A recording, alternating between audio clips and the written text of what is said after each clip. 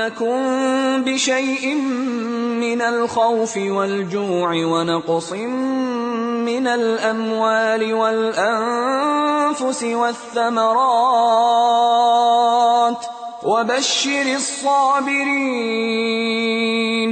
الَّذِينَ إِذَا أَصَابَتْهُم مُّصِيبَةٌ قَالُوا إِنَّا لِلَّهِ وَإِنَّا إِلَيْهِ رَاجِعُونَ أُولَٰئِكَ عَلَيْهِمْ صَلَوَاتٌ مِّن رَّبِّهِمْ وَرَحْمَةٌ وَأُولَٰئِكَ هُمُ الْمُهْتَدُونَ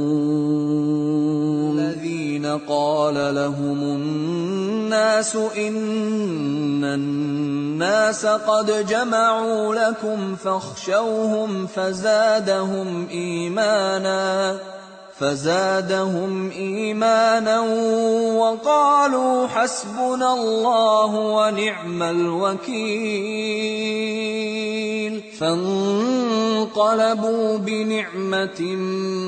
مِّنَ اللَّهِ وَفَضْلٍ لَّمْ يَمْسَسْهُمْ سُوءٌ